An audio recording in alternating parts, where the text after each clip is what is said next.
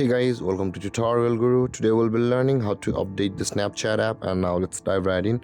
Now in order to update the Snapchat app, first open up your Play Store, and on this interface guys, at the top of the screen you can see there is a search bar. Tap over there and search for Snapchat and search for it, and over here guys here is the Snapchat option available for us. Tap on it, and also guys at the right side of it there is the update button available for us. Now in order to update that, simply tap on the update button over here, and a few moments later the verified or the required download will be installed and the Snapchat app on your phone will be updated. And with that being said guys, let's wait for it.